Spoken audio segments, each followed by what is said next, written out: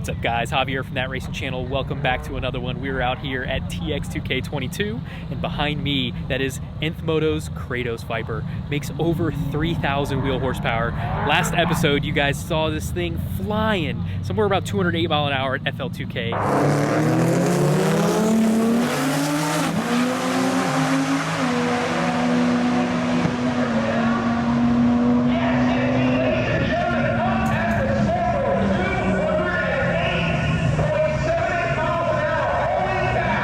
We cannot wait to see this thing run. I'm honestly most excited about seeing this car this weekend. We're gonna catch up with Aaron and the guys at NTH Moto and see what's going down.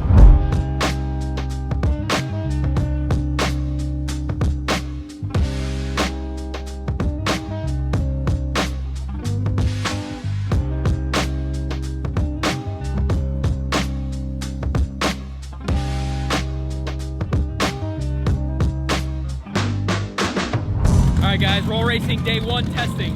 We got Kratos Viper behind us. He's gonna do a shakedown pass, see how it goes before he really cranks it up.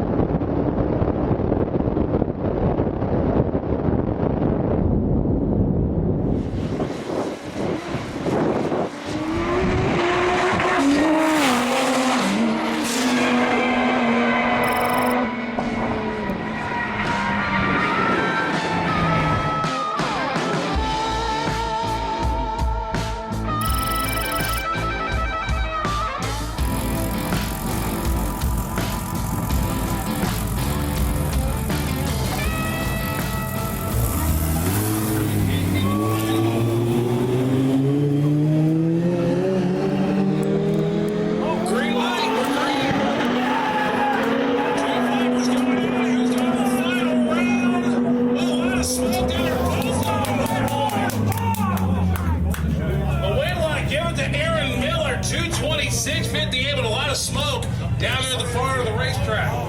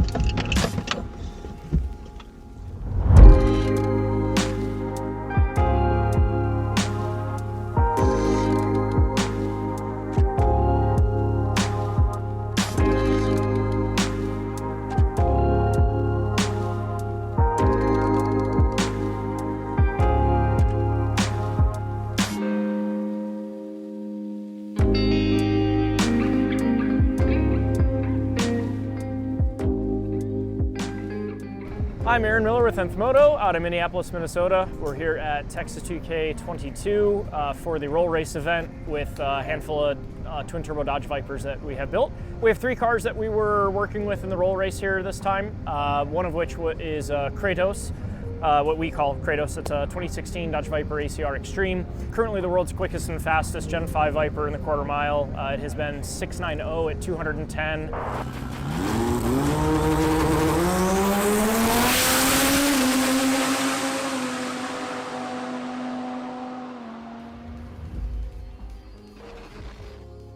It was the winner of the Outlaw, I think they call it the Outlaw class at Florida 2K in the fall, where it went 208 in the roll race there. That was where we debuted the car actually. So it's a fairly young car in total outings, I guess you could say.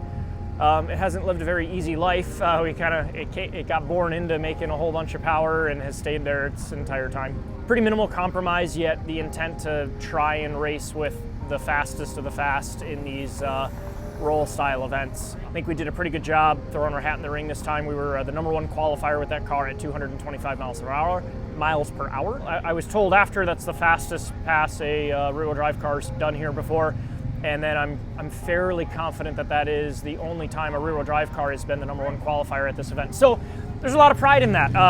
You know, this is a very serious race event here, meaning it holds a lot of stature. It's definitely one of the places that the fast guys all go to. And so if you can play ball in the top 8 cars that are at this race, let alone qualify at the top of them, then I think that's a hell of a statement there. All the amenities are still intact. You know, AC, power steering, 18 speaker sound.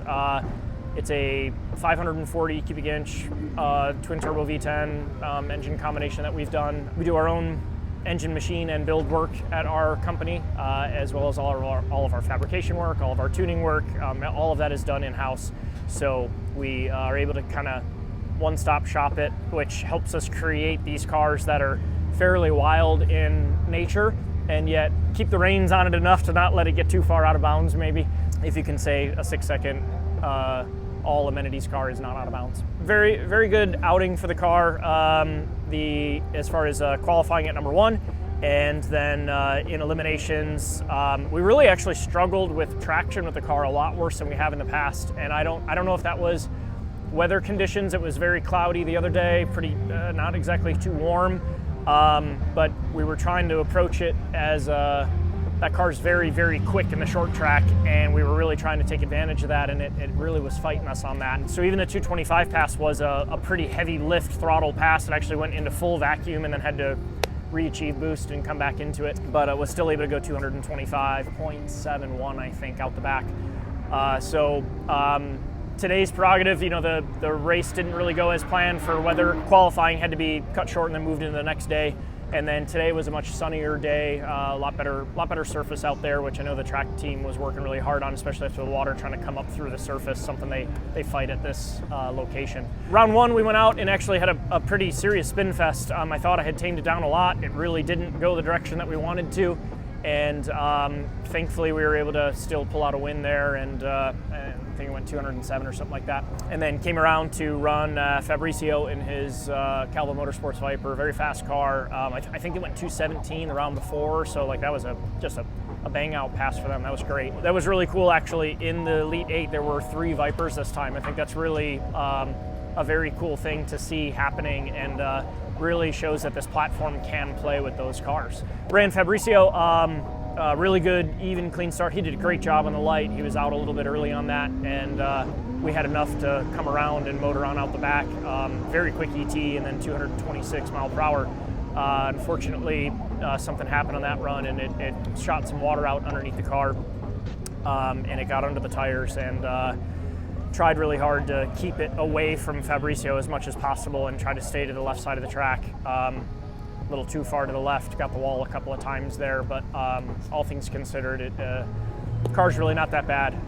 Nobody got hurt, and that's probably the main priority, which is a real serious consideration. You know, these cars are very heavy. If you guys go back and watch the feature that TRC did about Kratos at Florida 2K, we actually even talked about a little bit of hesitation of running at some of these other roll race events that are so long, and this is the longest of them. And unfortunately, we've seen that be a little bit of an issue. Quite a few cars have had some offs off the end of the track, have been into the wall. Everybody's coming out here swinging big. I mean, there's like, if they say otherwise, they're just don't want to say. There's a risk element that you know you're walking into with that, but I think we probably saw a bit too much carnage this time, and thankfully so far it hasn't been any worse than what it is, but definitely some bumps and bruises along the way. The car's really in pretty good shape.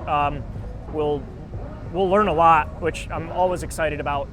With such a young car and such a young amount of outings, yet some really good success thus far, I think that bodes well for that car's future as far as competing in these types of events. It's really not that different than most of our milder street type builds in that regard. It's got a little bit more cam, but still a hydraulic roller cam profile on that thing. It's a full OEM block, heads, it's sleeve but no concrete in it or anything like that. Dry sump oil system. It is a twin Garrett 88mm turbocharger car. Has one of our beautiful billet air to water intercooler systems, billet intake manifold, dual rail injector system, 2 injector dynamics, 1700Xs per cylinder on that one. Runs on 1 ethanol R for fuel when we're making the big power like this. And it's thus far, it has made 3,306 wheel horsepower on the dyno. That run, frankly, we're probably getting pretty close to that at the end of the run there. I haven't looked at the data too deeply yet. But for the majority of the event, we've been floating around 3,000 to 3,100. It's got a ATI Outlaw lockup Turbo 400. That's something that we do, is a really neat automatic conversion on those cars. It looks really stock inside and drives around really beautifully. And those guys always do a wonderful job putting together a driveline for us that'll deal with the abuse that we're gonna put it through. Right behind me here is Adam's ACR Extreme. It's a beautiful car. You guys may have seen at some other events. That's one of the coolest things about this. He's had such a great time running it around from different race event to race event. It'd be interesting to know, I think this is probably one of the few cars that ran over 200 miles an hour or at 200 miles an hour here, and has been driven to and from the hotel for transportation every night. So it's pretty amusing. But that is what we call our Delta Series turbo system. It makes between 1,900 to 2,000 wheel horsepower. Small turbo, really quick spooling, a lot of fun to drive, sequential gearbox from the guys at 6XD there. Motec engine management, like all the other Gen 5s that we have here with us. He did a fantastic job. I mean, it's honestly kind of an underdog car at this event when you talk about that from a power perspective, even though that makes it an incredibly fast car in the real world sense of things. Here, it's a little more on the milder scale, which is so absurd to say. It went 200 in testing from a really low start speed.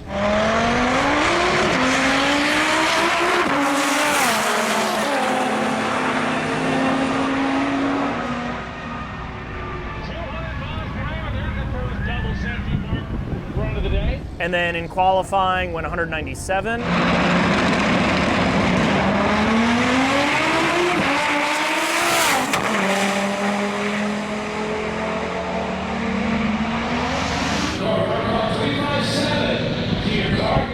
put him into the, I believe, the unlimited class. And went a couple rounds. Unfortunately, didn't get the better hand of that one on the last attempt there, but was still able to go 200 in competition also.